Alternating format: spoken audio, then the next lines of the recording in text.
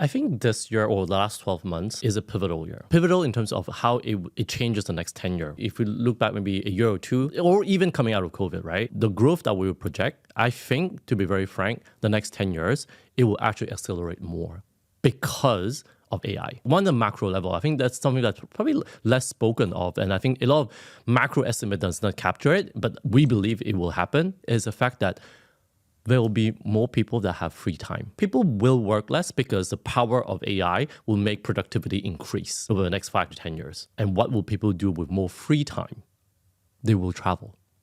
And I think hence the entire travel industry will actually grow because demand for it will grow. And we're actually already seeing part of that happening in markets like US, right? The 3-day weekend, working from home.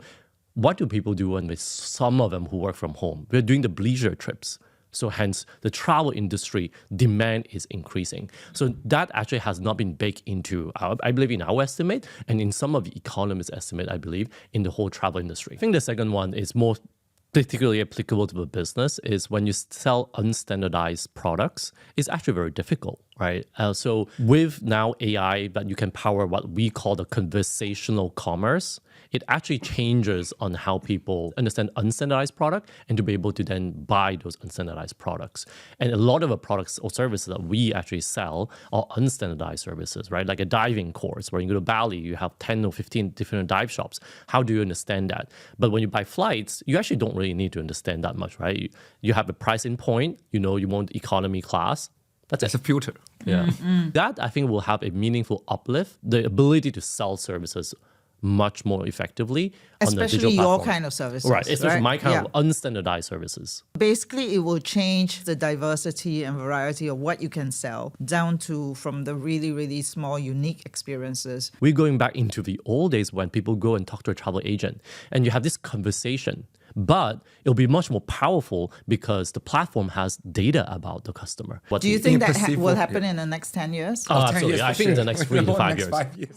We do have a lot of conversations right now about over tourism, mass tourism, seasonality, So how do you see your responsibility in spreading this out, right? Because is it our fault in travel that we are sending people to the same place at the same time? Yeah, I think it's a phenomenon that has been happening. I think for sure social media has made it, much more of a pressing issue because the fear of missing out, etc., right? But actually it becomes more of a role that intermediaries like ourselves need to do more and do a better job, right? So for example, working with our operators, which we are already today, that we design new routes, right? Because when everyone just focus on just the Mount Fuji, yes, then the infrastructure just get built for Mount Fuji.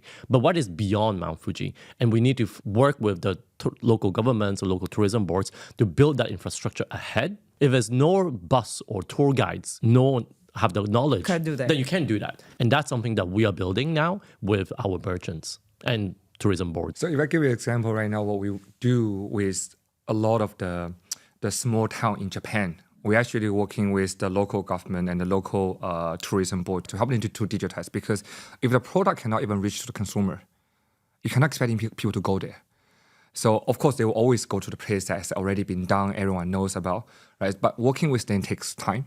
So it does take a collection effort from all parties, because in a lot of this small town, beautiful place, probably just 1 to 2 hours away from Tokyo, they're definitely new place you can watch Mount Fuji.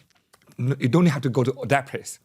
But for other places, it's difficult to get to, or there's no basket there, or there's no tour guides wanting to stop by, right? But to working with the local partner to make that become more diversified into different areas, then we're solving that, over-tourism problems.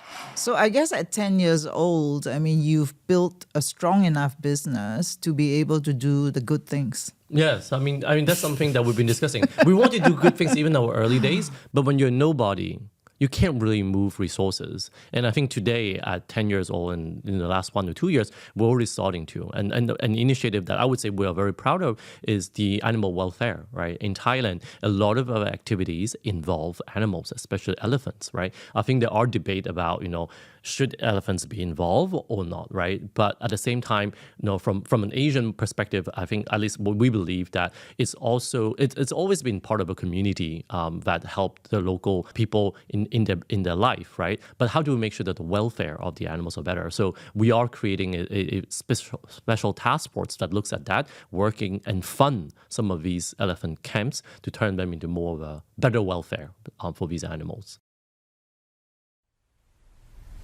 One of the strongest memories I have back in Mauritius, together with my elder sister, we would do pop-up store from our physical store. So when I was 10 years old, I was actually moving a lot. So they always see you as an outsider. But at that time, I tried very hard to fit in. What about your mother? Your mother is proud of you? Does she know what you do? If my mom going to hear this podcast, she's going to kill me.